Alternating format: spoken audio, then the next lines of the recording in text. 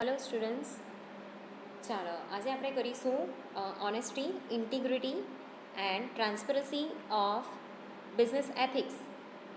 આપણે આગળના લેક્ચરમાં કરી ગયા કે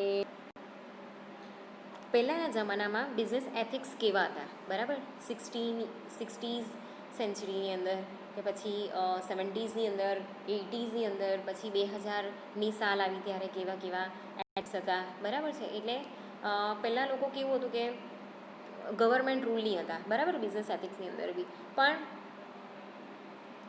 એ લોકો જાતે બધી વસ્તુ ફોલો કરતા હતા. ઓકે, તો હવે આ જે બિઝનેસ એથિક્સ છે એની અંદર જે ઓનેસ્ટી છે, બરાબર છે, એ બહુ જ ઇમ્પોર્ટન્ટ છે. ઓનેસ્ટી છે, પછી ઇન્ટિગ્રિટી છે, ટ્રાન્સપરન્સી છે, એ બધી બહુ વસ્તુ છે ને બહુ ઇમ્પોર્ટન્ટ છે. ખાસ કરીને ઓનેસ્ટી, બરાબર.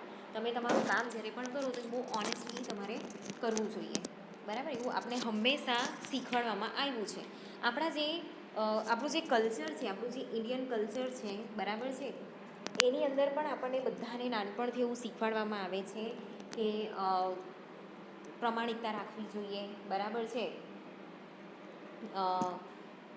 તમારી જાત સાથે પ્રમાણિક રહેવું, તમારા આજુબાજુ રહેતા લોકો સાથે પ્રમાણિક રહેવું, જૂઠું બોલવું નહીં, બરાબર. એ બધી વસ્તુ આપણને પહેલેથી શીખવાડવામાં આવે છે. તો બિઝનેસની અંદર આપણે કેટલીક સિસ્ટમ ફિટ કરેલી છે, કેટલાક અહીંયા બહુ બધી વસ્તુ એની અંદર સેટ કરેલી છે. લાઈક કઈ મેથડથી આપણે કામ કરવાનું છે, બરાબર. એની અંદર અલગ અલગ સ્ટ્રક્ચર હશે, ફોર્મલ ઇનફોર્મલ ગ્રુપ્સ હોય, બરાબર છે. પછી એની અંદર મેનેજમેન્ટવાળી ટીમ અલગ હોય, બરાબર છે. જે સ્કિલ બેઝ ટીમ હોય એ લોકો અલગ હોય. તો આવી રીતે બધી કંપનીની અંદર બધા અલગ અલગ સ્ટ્રક્ચર હશે, સિસ્ટમ હશે, મેથડ હશે કામ કરવાની, અલગ અલગ સ્કિલ ધરાવતા એમ્પ્લોઈઝ હશે, બરાબર છે. તો જેટલી બી ઓફિસીસ છે, બરાબર છે, એની અંદર છે ને, તો આ બધા વસ્તુ છે ને એકદમ ચેન્જેબલ છે, બરાબર. ગતિશીલતા એની અંદર હંમેશા રહી છે. ડાયનેમિક્સ એટલે એવરી યર આ બધી વસ્તુ છે ને ચેન્જ થતી રહે, બરાબર છે. એમ્પ્લોયમાં ચેન્જીસ આવે, પ્રોજેક્ટની અંદર ચેન્જીસ આવે, ઓફિસની અંદર ચેન્જીસ આવે, ટેકનોલોજીની અંદર ચેન્જીસ આવે. તો એવી રીતે જે એમ્પ્લોઈઝ છે એના બિહેવિયરની અંદર પણ ચેન્જ આવે છે, બરાબર છે. એવી રીતે કસ્ટમરનો જે બિહેવિયર છે એમાં પણ ચેન્જ આવે. ઓકે, તમે જે વસ્તુનું પ્રોડક્શન કરતા હોવ અને એનું સેલિંગ, માની લો કે એક વર્ષ બહુ સારું ચાલ્યું, પછી ધીમે ધીમે કસ્ટમરને એનાથી સારી વસ્તુ અને સસ્તી વસ્તુ મળવા માંડી, તો એ લોકો લેવાનું બંધ પણ કરી દે, બરાબર છે. પણ કેટલાકને એવું હોય કે ના, આ જ બ્રાન્ડ વાપરવી, તો શું કરે છે કે એ લોકો એ જ વસ્તુ વાપરે છે, બરાબર. તો જે બિઝનેસ છે ને એ એકદમ ગતિશીલતાવાળું છે, ડાયનેમિક્સ છે, બરાબર છે. એમાં દર વખતે ચેન્જ આવ્યા કરે છે. ઓકે, તો એવી રીતે જે લોકો છે એમાં પણ ચેન્જ આવે છે, ભલે પછી તમે એમ્પ્લોય હો કે પછી કોઈ કસ્ટમર હોય, બરાબર છે. તો મોટે ભાગના જે લોકો છે ને, બરાબર છે, આ ચેન્જીસને બહુ જલ્દી સ્વીકારી લે છે. ઓકે, અને જે સમય છે એ રીતે ચાલવા પણ માંડે છે, બરાબર છે. પણ આમાંથી કેટલીક વસ્તુ એવી છે કે જે અનચેન્જેબલ છે, બરાબર છે. લાઈક આપણા એથિક્સ, બરાબર છે. અહીંયા વિઝાર્ડ ઓફ ઓઝ એમણે 1939ની અંદર એક ક્લાસિકલ ફિલ્મ આવેલી, બસ, બરાબર છે. તો એમાં એવું કહેવામાં આવ્યું છે કે pay no attention to the man behind the curtain. પડદા પાછળ રહેલ વ્યક્તિને ક્યારે પણ સાચો માનવો નહીં, એના તરફ ધ્યાન આપવું નહીં, બરાબર. એ હંમેશા જે એની અંદરની જે વસ્તુ છે ને એ છુપાવતો હોય, જે ઓરિજિનાલિટી હોય ને એ છુપાવતો હોય, બરાબર.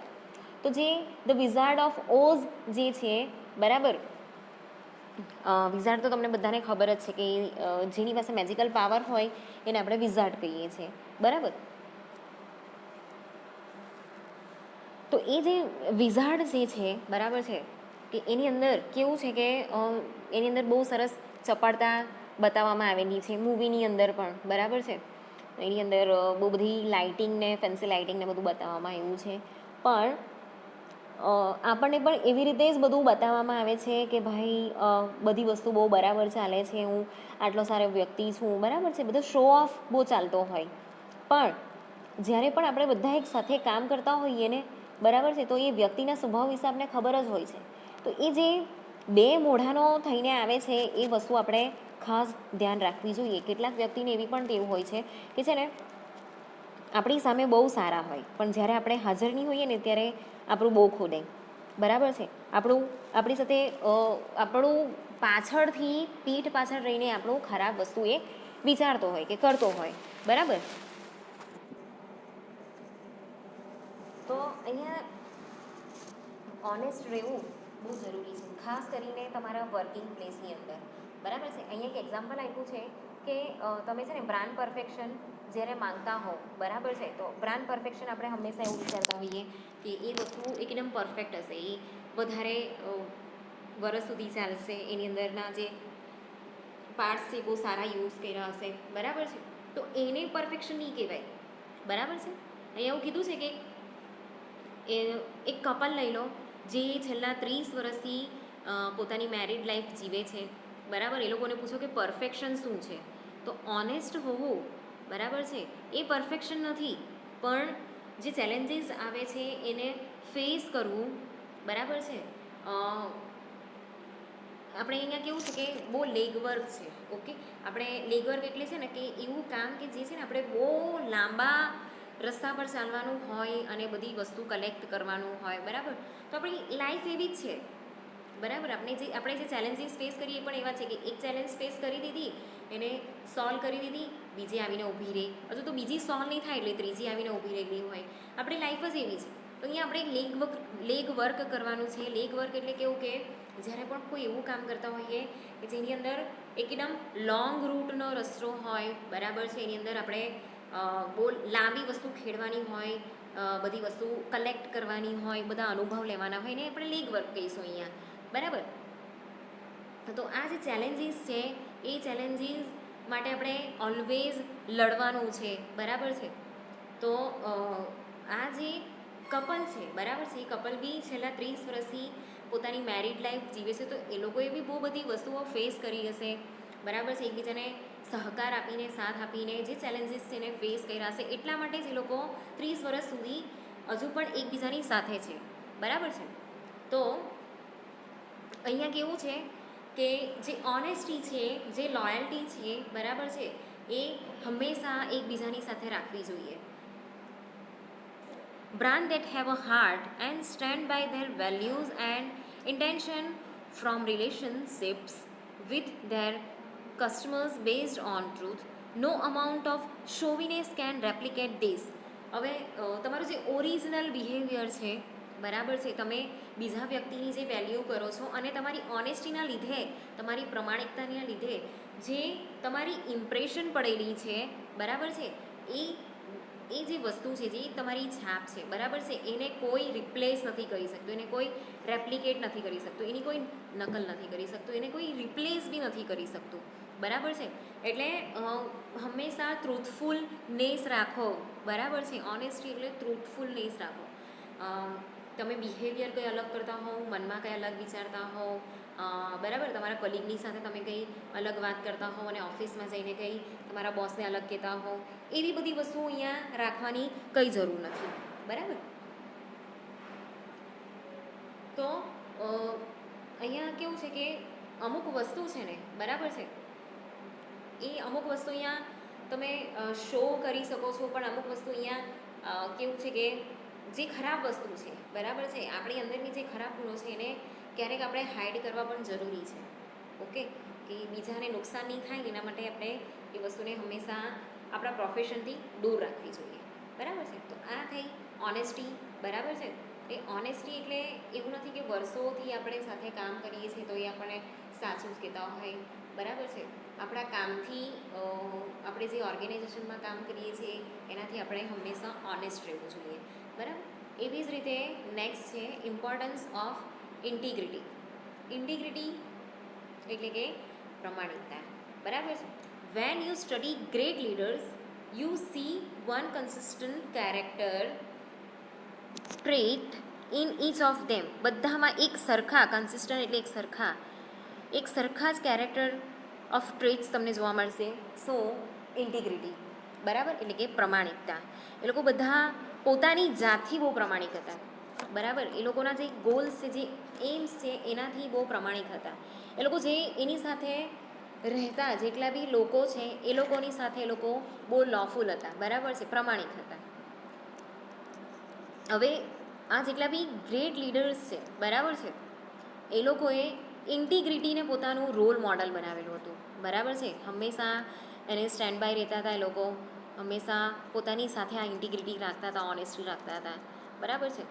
તો what they say they will do and doing what's right no matter the circumstances. એ લોકો હંમેશા સાચી વસ્તુ કરવામાં વધારે બિલીવ કરતા હતા, ભલે ગમે તેવા સરકમટન્સીસ હોય, બરાબર છે.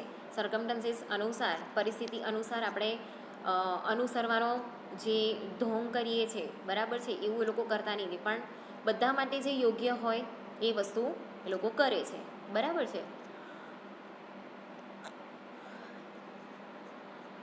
Having integrity means putting personal agendas aside to focus on the greater good of your company and people to serve. હવે અહીંયા જે ઇન્ટિગ્રિટી છે, તો આપણી પાસે જો પ્રમાણિકતા હોય, આપણા સ્વભાવની અંદર પ્રમાણિકતા હોય, બરાબર છે, અને જો એ આપણો પર્સનલ વસ્તુની અંદર એ આવતું હોય, તો આપણે હંમેશા સારી વસ્તુ થાય એના પર આપણે ફોકસ કરીએ છીએ, બરાબર છે.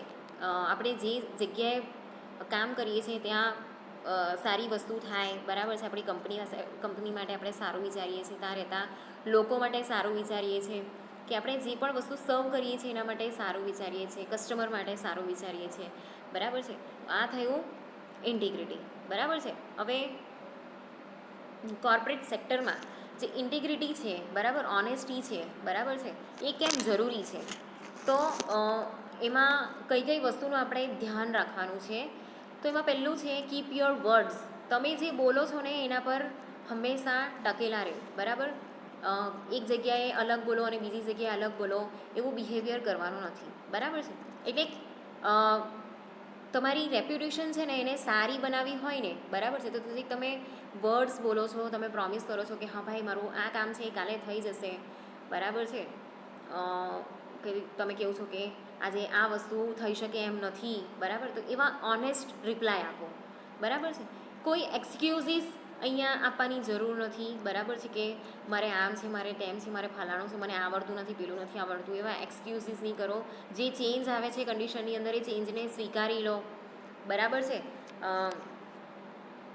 હંમેશા પોઝિટિવ જે રિસ્પોન્સ છે એ આપો, પોઝિટિવિટી રાખો, બરાબર છે. Keep your commitment. તમારા કામ માટે તમે છે ને કમિટમેન્ટ રાખવું આપણે બહુ જરૂરી છે, બરાબર છે.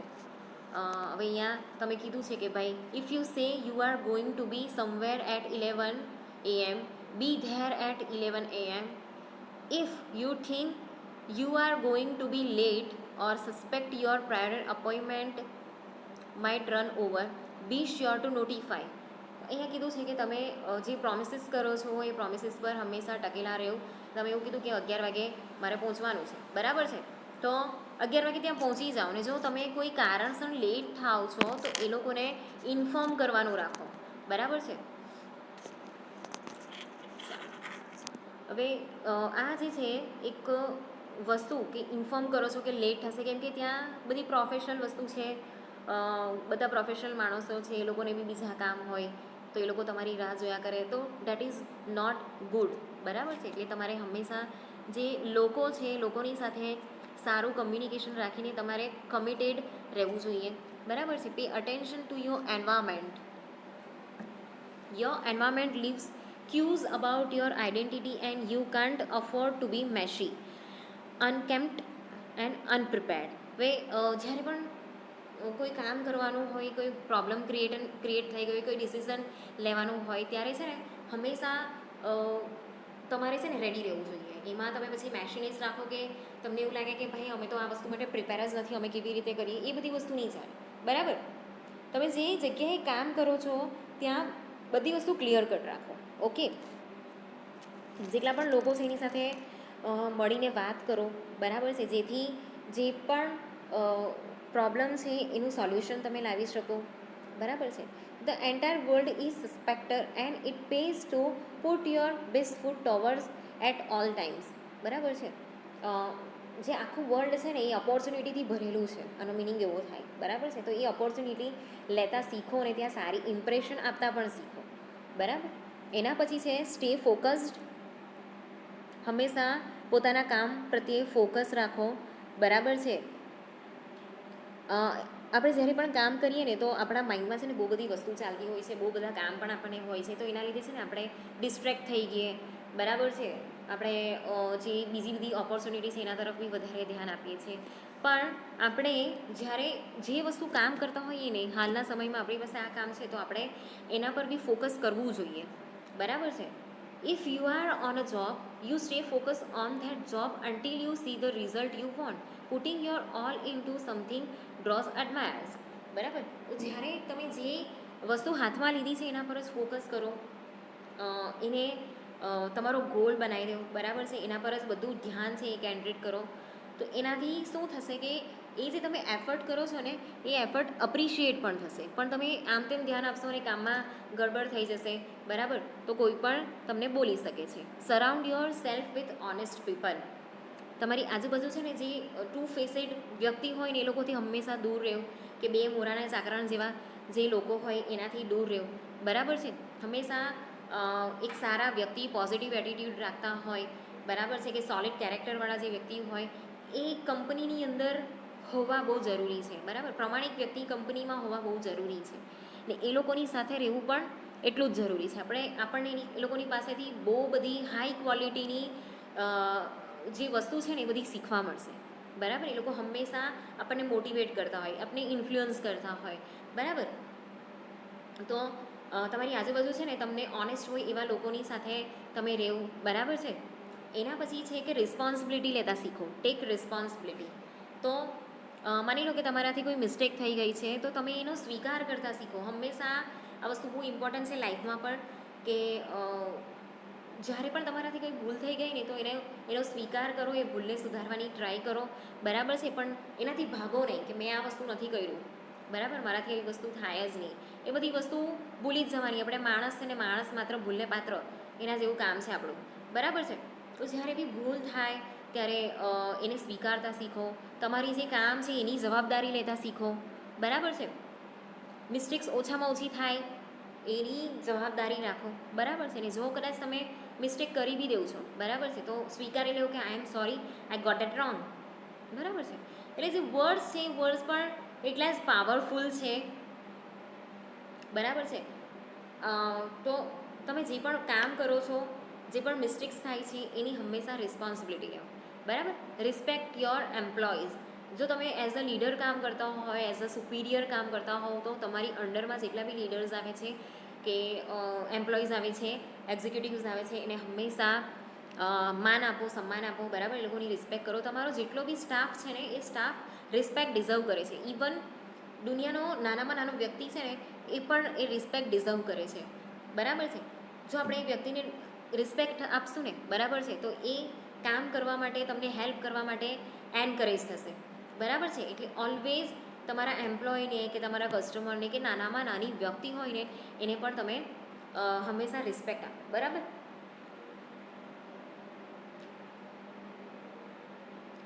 ચાલો હવે અહીંયા કીધું છે honesty is the best policy. આ વસ્તુ બહુ જૂની કહેવત છે. બરાબર છે. અને આપણે ત્યાં બાળકોને પણ આ વસ્તુ શીખવવામાં આવે છે કે ઓનેસ્ટી જે છે એ શીખવવામાં આવે છે કે એઝ આ વસ્તુ જે છે એ બહુ ઇમ્પોર્ટન્ટ છે લાઈફ માટે.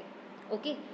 હંમેશા પ્રમાણિક રહેવું તમારા સ્વભાવની સાથે, તમારી જાત સાથે, તમારા ફેમિલીવાળા સાથે, તમારી આજુબાજુમાં રહેતા જેટલા બી લોકો છે એની સાથે. બરાબર. તો આજે ઓનેસ્ટી છે એ પ્રોફેશનલ લાઈફમાં પણ એટલી જ જરૂરી છે. જેવી રીતે નાના છોકરાઓને શીખવીએ છીએ ને એવી રીતે પ્રોફેશનલ લાઈફમાં પણ એટલી જ જરૂરી છે. બરાબર. જો આપણે કઈ વસ્તુની સાથે ઓનેસ્ટી નહીં રાખીએ, બરાબર છે, તો એની અંદર શું થશે કે આપણી અંદર છે ને કામ કરવા માટે ગુડ સેન્સ નહીં આવશે, ગુડ બિઝનેસ સેન્સ નહીં આવશે. બરાબર છે. આપણે કોઈ વસ્તુ શીખીશું નહીં, ને શીખીશું તો એકદમ કેવું છે કે થોડાક ટાઈમ માટે આપણે કરીશું ને પછી ભૂલી જઈશું. એટલે ડેડિકેશન જે હોવું જોઈએ કામ માટે એ આપણે રાખીશું નહીં. બરાબર.